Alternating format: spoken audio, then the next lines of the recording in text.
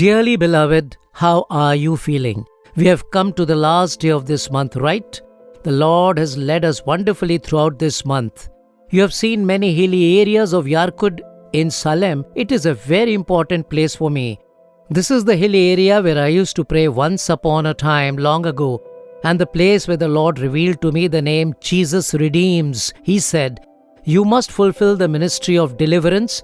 I want to deliver those who are in bondages, and you must pray for that and proclaim my word amongst them all." It is in this mountain he taught me all these things. You may wonder how I came to be here. When I was studying in a Bible college, they sent us to this mountain area as a group to proclaim the gospel to the tribal people during our holidays. We had come as a team of students from the Bible college itself. There is an estate which belongs to my very dear friend Mr. Bennett, who studied with me in the Bible college once upon a time. We would stay here and proclaim the gospel to the tribal people and have a blessed time proclaiming the good news to them, and we would be staying here for many days. This place is about 18 kilometers from Yarkud bus stand, but we had to walk all the way here.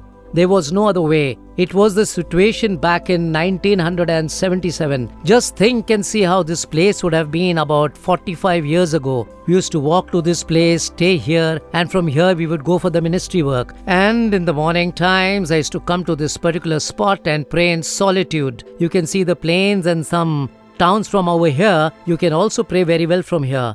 I did not know the names of the places back then, but I would see all those places, lift up my hand and pray for them. I would pray, "Lord, all these people must know you and they should be saved." Then, "Lord, you asked me to study in a Bible college. But what is that special plan that you have for me? I do not know what kind of ministry you have kept for me." And after that, the Lord revealed the name to me, Jesus Redeems, in this very place, and showed me the very plans that he has for the ministry. He revealed to me just one part only, and then in a desert place at Nalumawadi, he showed me all that I needed to do.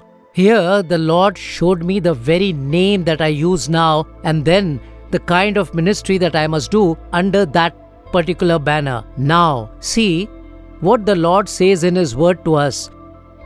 Let's look at Psalms 33 verse 20. Our soul waits for the Lord. He is our help and our shield. Our soul waits for the Lord. You really need the experience of waiting for the Lord. Why did the Lord speak to me? Because I came to this mountain area and was waiting for him. I came to this mountain area and was waiting for him. I read my Bible, prayed, and then waited by saying, "Lord, talk to me and tell me, guide me and counsel me." I would sit like this after prayers and wait for the Lord to say something to me. After praying and reading the Bible, many of us just close the Bible and forget all about it.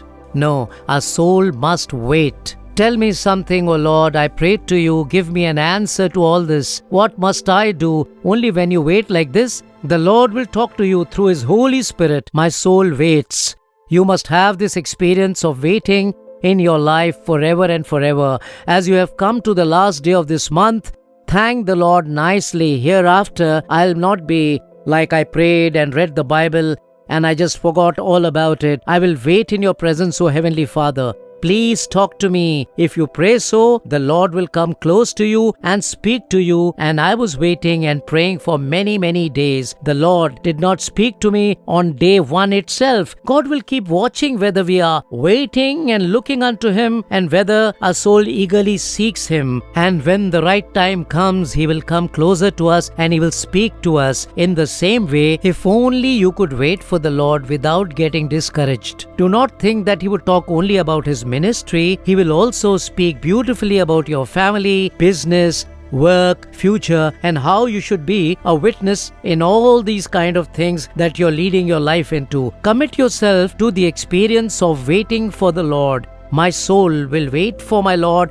and he will guide me all through my life. Say this with lot of gladness. Now is the time we are going to enter the first day of a new month tomorrow onwards. So let the Lord speak to us, and He will speak to us, and He is going to bless us in a mighty way. Come, let us pray now. Heavenly Father, thank you for having been with us and speaking to us throughout this month, where you have always been with us. You have been holding our hands and leading us daily. Millions of thanks to you, O my Lord. We commit our souls to wait for you and earnestly for your voice. The Lord who carried us and protected us throughout this month will give us the promise, blessing and good for the next month too. Thank you, Lord, and we wait for miracles to happen in our lives because our faith is always on you, O Lord. In the name of Jesus we pray. Amen. Amen.